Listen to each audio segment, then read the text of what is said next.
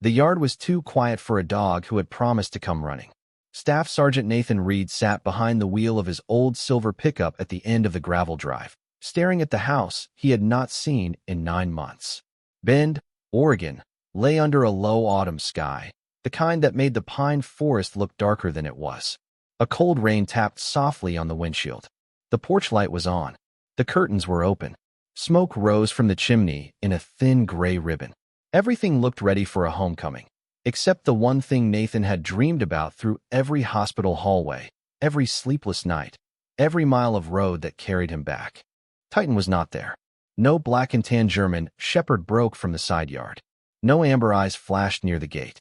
No paws struck the porch boards in that wild, disciplined rhythm Nathan knew better than his own heartbeat. He opened the truck door slowly, his boots landing in wet gravel. The air smelled of rain, cedar, and wood smoke. Somewhere beyond the house, the Deschutes National Forest breathed in long, damp whispers. Nathan stood for a moment, tall and lean in his faded olive field jacket, a white Marine of 37 with close-cropped brown hair, tired gray eyes, and the careful stillness of a man who had learned to move through pain without announcing it. He had come back half-healed, maybe less, but he had come back with one picture in his mind. Titan waiting, Titan knowing, Titan forgiving the months he had been gone.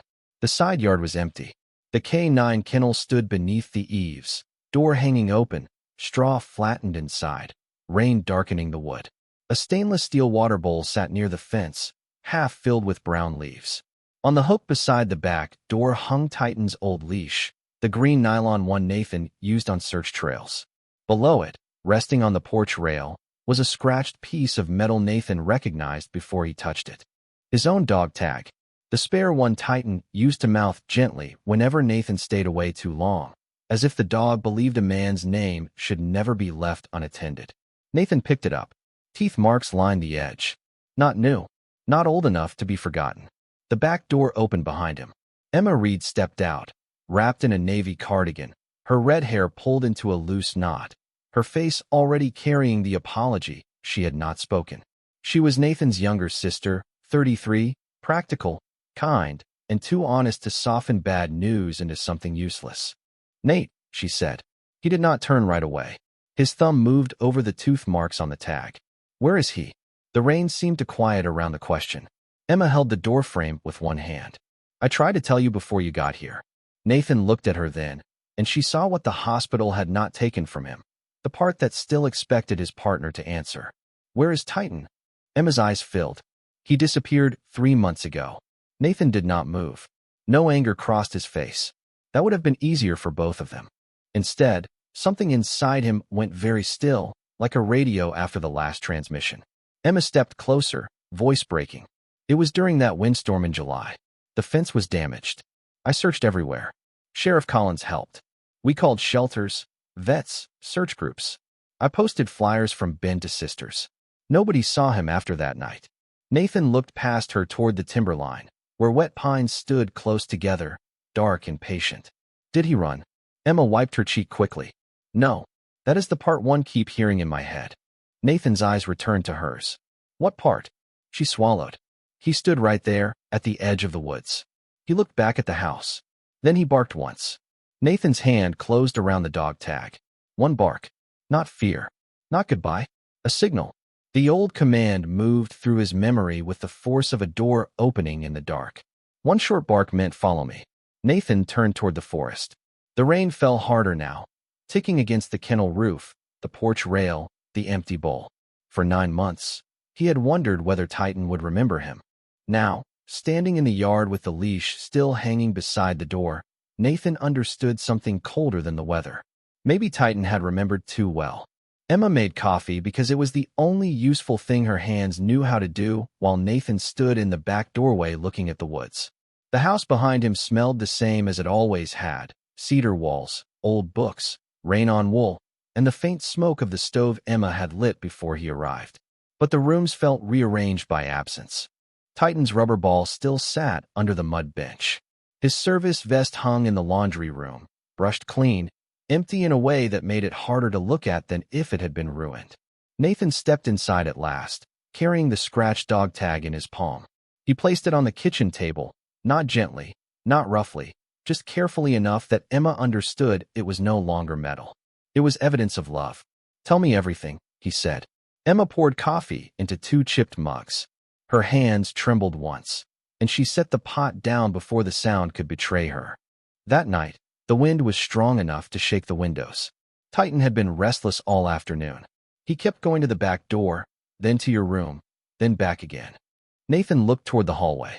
His room had been kept closed during his treatment, not out of ceremony, but because no one knew what to do with a place waiting for a man who might come home different. Was he eating? Some, Emma said. Not like before. He slept by your boots most nights.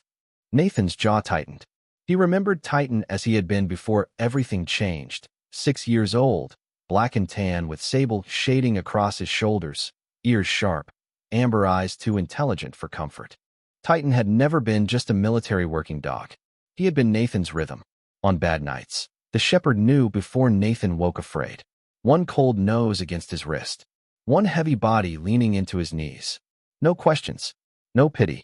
Just presence. Emma sat across from him. When the fence panel came loose, I heard him bark once. Short. Clean. I went outside with a flashlight. He was at the tree line, looking back at me. Not running, Nathan said. No. Waiting, maybe. Or asking. Nathan closed his eyes. Rain whispered against the windows. One bark meant follow me. Emma nodded slowly. I did not know that then. You could not have. I tried anyway. I followed him into the trees, maybe 50 yards. The wind was loud. Branches were moving everywhere. Then I lost sight of him. Sheriff Collins came within 20 minutes. We searched until morning. She slid a folder across the table. Inside were printed flyers, shelter records, veterinarian calls, notes from neighbors, dates written in Emma's careful handwriting. Nathan turned the pages without speaking. Every line said someone had tried. Every line still ended with nothing. Mr. Whitaker saw tracks 2 days later near Tumalo Creek, Emma said. Large dog. Could have been him. Then a hiker reported a shepherd near an old Forest Service road.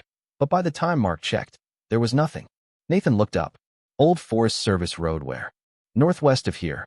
Near the abandoned deer blind. The words touched something in him. Titan knew that trail. Years earlier, Nathan had trained him there after leaving active duty, using the bends in the creek and the old logging cuts for search patterns. One bark. Follow me. Nathan stood, slower than he wanted, one hand briefly touching the chair for balance. Emma noticed, but said nothing. That was kindness too. Nate, it is getting dark. He looked through the window. The rain had turned the forest nearly black. I am not going in tonight. Emma let out a breath she had been holding. Good. But if he came back to the tree line once, he may come again. Emma looked at him with painful hope. You think he is alive? Nathan picked up the dog tag and closed it in his fist. I think Titan did not leave without a reason. That night, Nathan brought Titan's service vest into the living room and placed it beside the couch. He did not sleep in his bedroom. He sat near the back window with the porch light on, wearing the old field jacket that still smelled faintly of rain and hospital soap, the dog tag resting against his thumb. Emma went to bed after midnight, though he knew she did not really sleep. The house settled. The stove clicked softly. Outside, the forest breathed under rain. At 2:13 in the morning, Nathan opened his eyes. He had not heard footsteps. He had not heard thunder. He had heard something cleaner. One short bark from the woods. Nathan stood so fast the blanket fell from his knees. The sound came again, farther back among the pines, low and familiar, cutting through 9 months of silence like a signal flare in the dark. Not lost. Not gone. Calling. Nathan did not call Emma's name until he was already pulling on his boots. Some part of him feared that speaking too loudly would break the sound apart, as if the bark in the woods were a dream balanced on the edge of waking.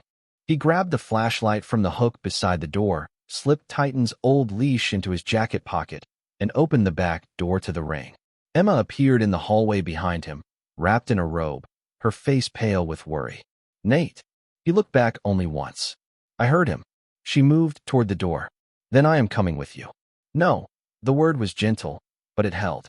Call Sheriff Collins. Tell him I am heading toward the old Forest Service road, Northwest Trail, near the deer blind. Emma's eyes filled with fear and hope in equal measure. You are not steady enough for that terrain. Nathan looked toward the dark pines. The second bark came again, short and distant, exactly where the old trail bent toward Tumalo Creek. His face changed, not into a smile, but into recognition. He is asking for me. Emma knew then that nothing inside the house could keep him. She nodded once and reached for her phone. Nathan stepped into the yard. Rain fell colder than it had before, silver in the porch light, tapping on the empty water bowl and running in thin lines down the kennel roof. The forest waited beyond the fence, black and wet and breathing. Nathan crossed the yard slowly at first, testing his leg, feeling the old injury answer with a dull warning. He ignored the pride that told him to move faster. Titan had taught him better than pride. Search work was patience. Find a sign. Trust the pattern. Let the woods speak. At the tree line, he stopped and swept the flashlight across the ground. Mud, needles, ferns flattened by rain. Then he saw it. Not clear enough for certainty, but enough for faith. One large paw print pressed deep beside the roots of a cedar, wider than most dogs, the front edge blurred by water. Nathan crouched and touched the edge of it with 2 fingers. Titan, he whispered. The bark came again from deeper in the timber.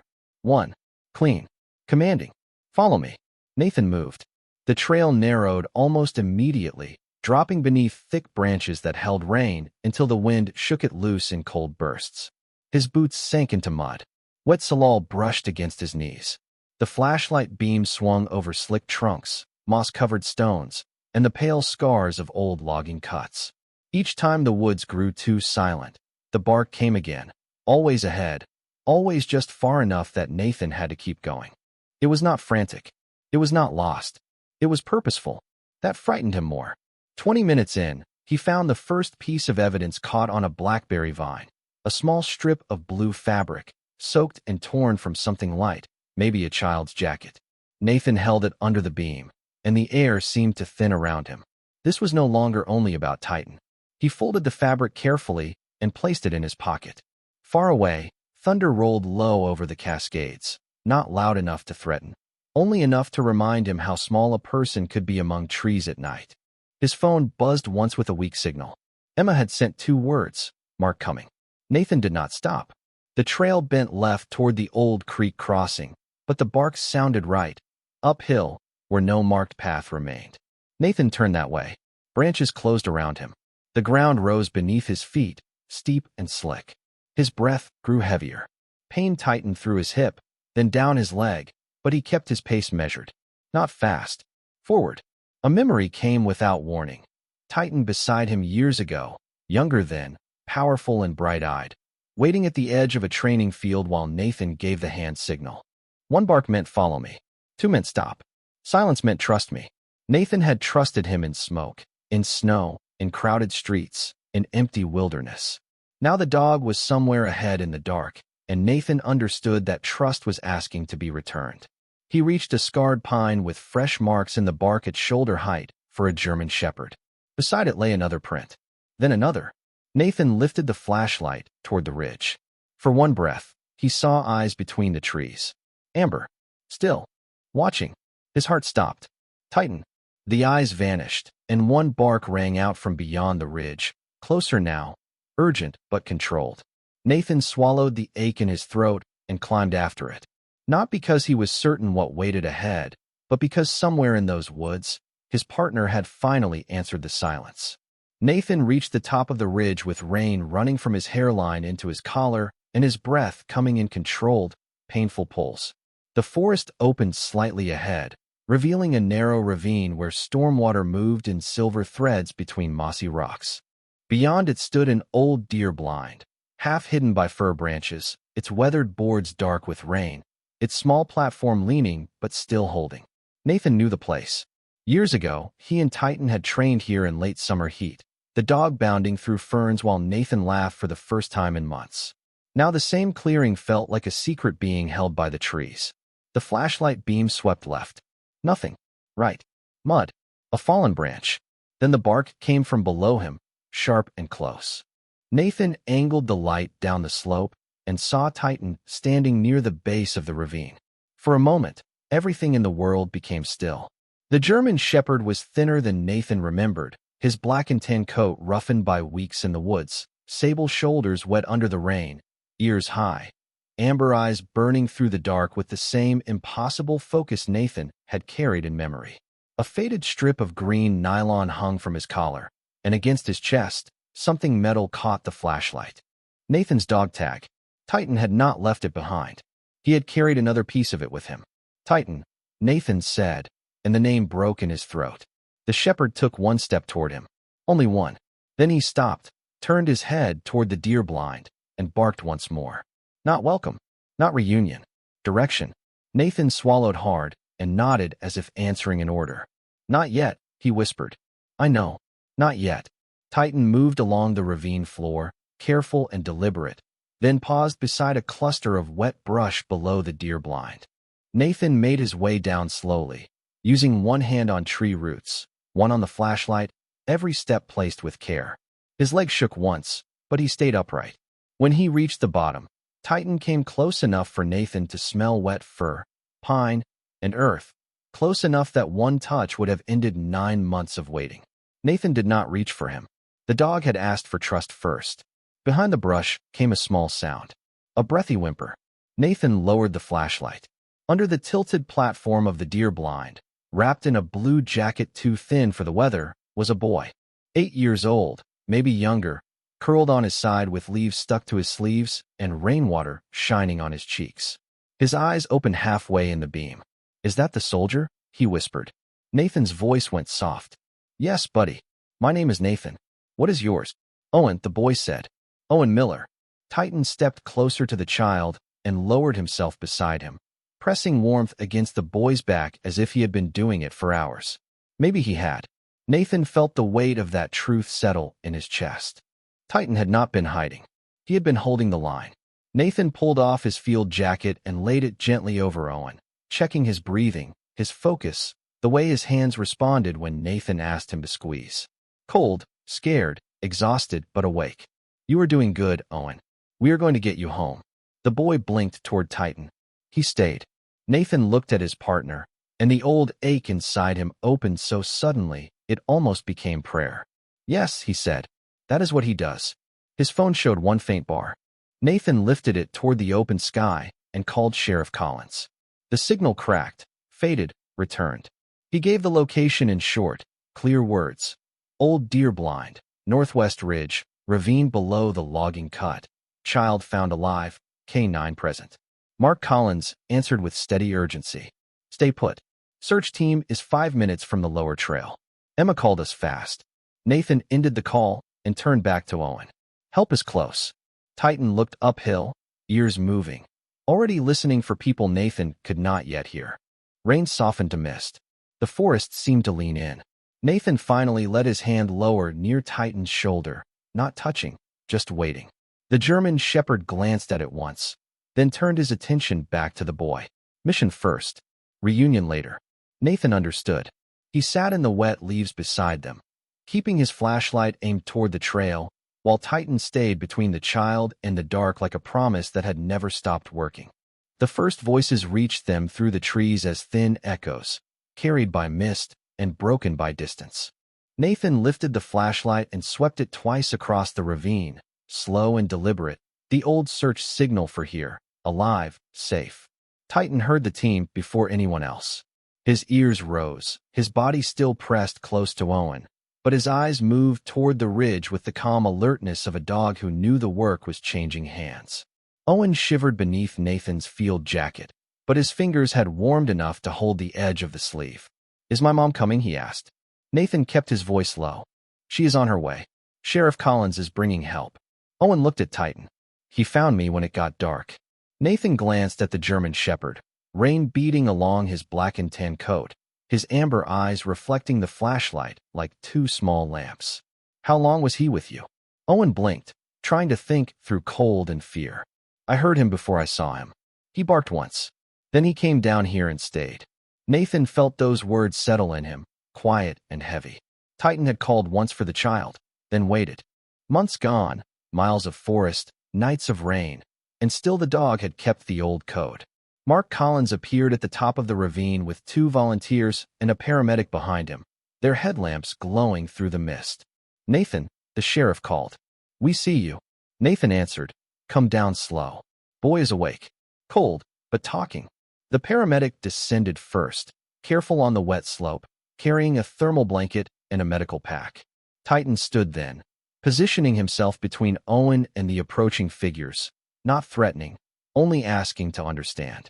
Nathan placed 2 fingers near the dog's shoulder. Stand easy. Titan looked at him. For the first time since Nathan had seen him in the clearing, the shepherd obeyed a command meant only for him. He stepped back 1 pace, enough to let the paramedic kneel. Nathan swallowed against the sudden ache in his throat. Obedience had never sounded like love before, but tonight it did. The paramedic wrapped Owen in the thermal blanket, checked him gently, and spoke to him about warm chocolate, dry socks, and his mother waiting at the road. Sheriff Collins came down last, a broad man with rain on the brim of his hat and relief written plainly across his tired face. This boy went missing near sunset, he said quietly to Nathan. Family thought he followed their dog toward the creek. We had teams out for 2 hours before Emma called. Nathan looked at Titan. He knew where to bring me. Mark followed his gaze. Looks like he knew where to bring all of us. Owen reached one small hand from the blanket. Can he come with me? Titan stepped closer, but not to leave Nathan. He touched Owen's fingers with his nose, then looked back at the ridge, toward the trail home. Nathan understood the question before anyone said it. The boy needed to go to his mother. Titan had finished that watch. He will make sure you get to the road, Nathan said. Then he is coming home too. The words came out before Nathan knew if the dog would accept them. Home. Titan's ears shifted. That old word moved through the ravine like a match catching. The rescue team lifted Owen carefully. No rush, no panic, just practiced hands and quiet reassurance. Nathan followed behind, slower now, his injured legs stiff from cold, his breath uneven. Titan walked between him and the child, checking both, a guardian dividing his loyalty without ever thinning it. When the ridge leveled near the old Forest Service road, headlights glowed through the trees. A woman's cry broke the damp air, full of relief, and Owen answered with a tired little wave from the blanket. Nathan stopped at the edge of the light. He watched a mother run to her son, watched Sheriff Collins guide the moment gently, watched the volunteers turn away to give them privacy. Titan stood beside Nathan, rain dripping from his muzzle, his body close enough now that their shoulders almost touched. Almost. The world was safe enough for reunion, but neither of them moved. Not yet. Some returns were too sacred to rush. Nathan looked down at the dog tag hanging against Titan's chest, scratched, dirty, still there after all that time. His own name had traveled through the woods on the heart of his partner. You kept it, he whispered. Titan lifted his head. One soft sound came from his throat, not a bark this time, not a command, but recognition. Nathan's hand opened at his side, palm facing in. The old signal. Titan stared at it, then stepped forward and pressed his muzzle into Nathan's palm. For one breath, Nathan did not move. Titan's muzzle rested in his palm, warm and real, and the whole wet forest seemed to hold still around that single touch. 9 months of hospital ceilings, unanswered guilt, and empty expectations gathered in Nathan's chest until he could hardly breathe. He had imagined this moment 100 ways. Titan leaping into his arms. Titan barking wild with joy. Titan racing circles around the yard like the old days. But the truth was quieter, stronger. A dog who had waited until the child was safe before asking to be held. Nathan lowered himself to one knee, slowly, because his legs shook beneath him and because sacred things deserve patience. Titan stepped closer. His ears softened. His amber eyes searched Nathan's face as if checking every line the months had carved there. Nathan touched the side of the shepherd's neck, felt the damp fur, the collar, the scratched dog tag hanging against his chest. I came back, he whispered. Titan leaned forward and pressed his forehead against Nathan's sternum. That was all. No noise. No witness needed. Just the weight of loyalty finding its place again. Nathan wrapped one arm around him, careful at first, then tighter when Titan gave that low, familiar sigh he used to make beside the couch after long search days. It broke something open in Nathan, but not in a way that destroyed him. More like a locked window finally giving to morning air. Sheriff Collins stood a few yards away near the ambulance lights, watching without interrupting. Emma arrived moments later in her own car, tires sliding lightly in the mud near the road shoulder. She stepped out and stopped when she saw them. Her hand went to her mouth. Nathan looked up, eyes wet but steady. He finished the mission, he said. Emma came closer, tears mixing with rain. Of course he did. Titan turned at the sound of her voice, tail moving once, then twice, not fast, but certain. Emma crouched, and the shepherd touched his nose to her sleeve as if forgiving every night she had called for him and every morning she had failed to find him. The paramedic loaded Owen into the ambulance while his mother held his hand and thanked everyone through shaking breaths. Before the doors closed, Owen lifted his head from the blanket. "Tell Titan thank you," he called. Nathan looked down. "You hear that, buddy?" Titan's ears lifted. The boy smiled faintly, and then the ambulance doors shut with a gentle thud. The red lights moved away through the trees, soft and slow, carrying one saved child back toward warmth. Dr. Laura Bennett met them at Nathan's house before dawn, summoned by Emma before anyone had time to argue. The kitchen became a quiet clinic under yellow light. Towels covered the floor. The stove hummed. Rain tapped the windows more softly now, as if the weather itself had grown tired. Titan stood patiently while Laura checked him from nose to paws, listening to his heart, examining his weight, his coat, the old collar mark, the small scrapes from weeks of brush and rock. Nothing was described as terrible, only survivable, only proof that he had kept going. "He is thin," Laura said, "and exhausted. He needs food, rest, and monitoring. But this dog has a remarkable will." Nathan sat on a chair beside the table, one hand resting where Titan could reach it. "He always did." Laura glanced at the dog tag against Titan's chest. "That yours?" Nathan nodded. "He carried it." Emma stood by the sink with folded towels in her arms. "He must have taken it from the porch after the storm." Nathan looked at Titan, who had finally lowered himself onto the old quilt near the stove. The shepherd's eyes were half closed, but each time Nathan shifted, they opened again. Still watching, still checking, still on duty. Nathan stood, took Titan's service vest from the laundry room, and brought it into the kitchen. He did not put it on the dog. Not yet. He laid it beside the quilt, close enough for Titan to smell home, but far enough to say the work could rest.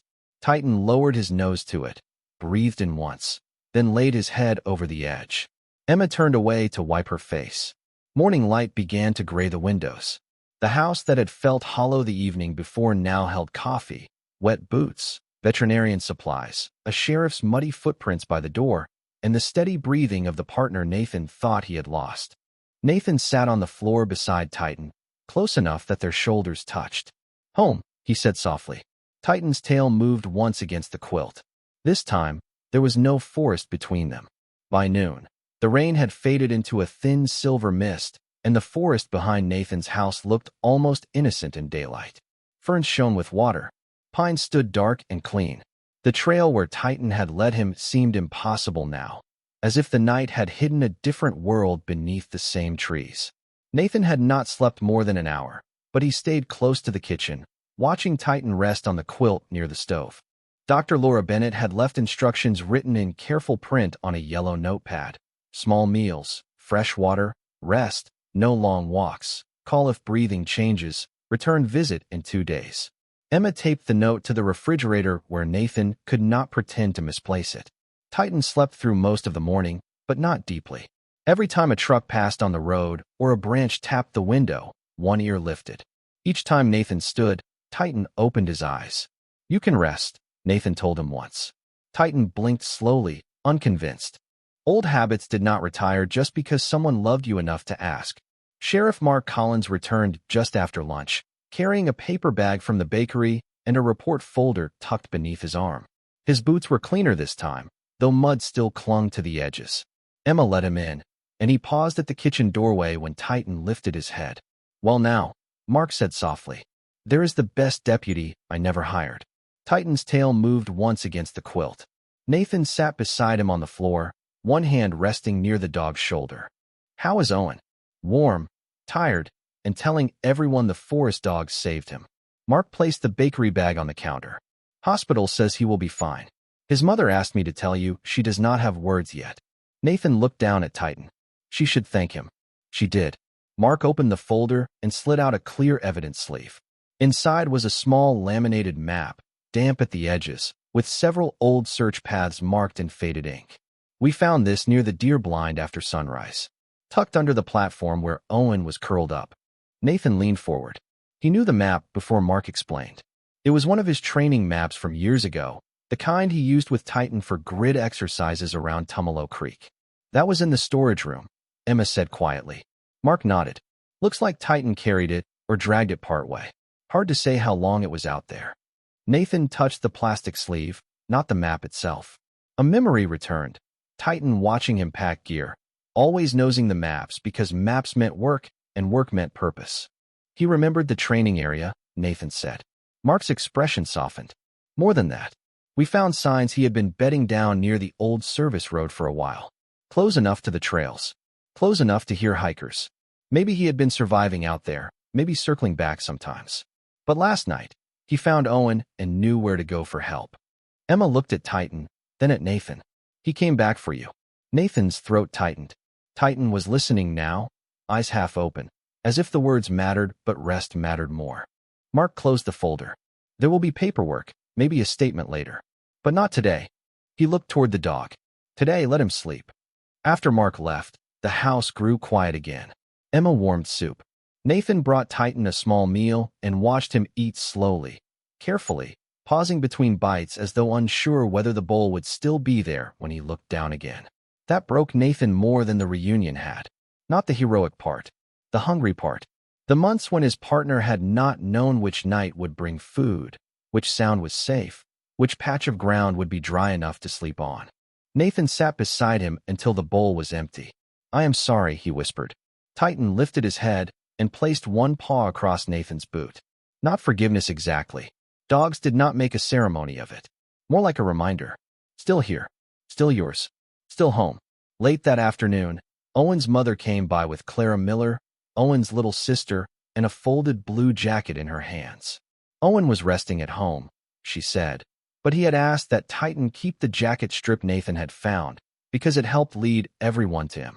Nathan accepted it carefully and tied the clean piece of fabric beside the scratched dog tag on Titan's collar. Blue cloth, metal name, search map, leash by the door. Every object had become part of the bridge back. Titan stood just long enough for the woman to thank him with one trembling hand over her heart. Then he returned to the quilt, circled once, and lay down with a sigh that seemed to empty the whole room of fear. As evening settled, Nathan took the old leash from the back door hook and held it for a long time. He did not hang it as a relic anymore. He cleaned it, clipped it beside Titan's service vest, and placed both near the door, ready but resting. Outside, the forest darkened. Inside, the porch light burned before night could ask for it. Nathan sat on the floor beside Titan, listening to the rain begin again, softer now, no longer calling them away. The dog's breathing deepened. Nathan's eyes closed. For the first time since coming home, neither of them was waiting for the other to return. A week passed before Nathan trusted the forest enough to walk its edge in daylight. Dr. Laura Bennett had cleared Titan for short, slow walks, and Emma had repeated the instructions 3 times before handing Nathan the leash, as if she were giving him something fragile and holy. The morning air smelled of wet pine and sun-warmed cedar. Clouds moved low over Bend, but there was no rain, only drops falling now and then from branches that had held the storm too long. Nathan stepped onto the back porch with Titan beside him, the old green leash loose between them. The German shepherd moved carefully at first, still lean, still recovering, but his posture had returned, head high, ears forward, amber eyes watching the tree line not with fear, but with memory. Nathan wore his faded olive field jacket, the spare dog tag resting beneath his shirt, no longer hidden in a drawer. Titan wore Nathan's scratch tag on his collar beside the small piece of blue fabric Owen had given him, both moving softly with each step. They did not go far, just past the kennel, past the water bowl now scrubbed clean and filled fresh, past the place where Emma had last seen Titan look back before vanishing into the trees. Nathan stopped there. The forest stood quiet. A raven called somewhere high above the ridge. Titan looked up at him, then toward the northwest trail, the one that led eventually to the old deer blind. For a moment, Nathan felt the old pull, the instinct to follow, to search, to answer every silence before it became regret. Titan must have felt it too. He took one step toward the woods, then stopped. He looked back at Nathan. Not a command this time. A choice. Nathan let out a slow breath. Not today, he said softly. Titan's tail moved once, and he turned with him toward home. That small turning did more to heal Nathan than any speech could have. Loyalty was not only running into the dark. Sometimes it was agreeing to come back while the light was still there. Later that afternoon, Sheriff Collins brought Owen and his mother to the house. Owen moved slowly, wrapped in a red hoodie, cheeks still pale, but eyes bright when he saw Titan on the porch. The boy did not rush. He remembered. He crouched at the bottom step and waited. Titan walked down to him and pressed his forehead gently against the boy's shoulder. Owen closed his arms around him, careful and reverent. I knew you would get somebody, he whispered. Nathan stood near the railing, one hand in his jacket pocket, watching the boy's fingers disappear into Titan's thick fur. Owen's mother looked at Nathan, but no words came at first. Her gratitude was too large for conversation, so she simply placed a covered dish on the porch table and touched her heart. Nathan nodded. He understood things too large for words. Emma came outside with coffee, and for a while, the porch became something Nathan's home had not been in years, a place where people stayed. Sheriff Collins talked about clearing the old trail signs before winter. Owen told Titan he was famous at school. Emma laughed for the first time since Nathan arrived home. Titan lay between Nathan and the boy, eyes half closed, accepting every sound as part of the pack he had somehow restored. Near sunset, after the visitors left and the sky turned the soft gray blue of evening, Nathan walked to the back door and looked at the hook where the leash had hung for months like a question. He hung it there again, but different now. Not as proof of absence, as readiness. Beside it, he placed Titan's service vest, clean and folded, with the old training map tucked underneath. Titan watched from the mudroom, then gave one quiet huff, almost approval. Nathan smiled faintly. You are retired, buddy, he said. Titan blinked at him. Nathan knew that look. Retired did not mean useless. It meant loved beyond duty. That night, the porch light came on before dark. The forest behind the house deepened into shadow, but it no longer felt like a place that had stolen anything. It had kept a secret until the right bark brought it home. Nathan sat on the floor beside the stove, Titan's head heavy on his knee, Emma reading in the chair across from them. Outside, wind moved through the pines. Inside, nobody flinched. The house had learned the sound of breathing again. 3 weeks later, Ben carried the story in quiet ways. It lived in the bakery where someone had taped a small thank you note from Owen near the register. It lived at Sheriff Collins's office, where the search map was copied and marked for training. It lived in Emma's kitchen, where Titan's bowl was no longer filled with fear, but with routine. Nathan did not tell the story often. When people called Titan a hero, he looked down at the German shepherd resting beside his boot and said only, he did what he was born to do. But privately, Nathan knew the truth was deeper. Titan had not disappeared.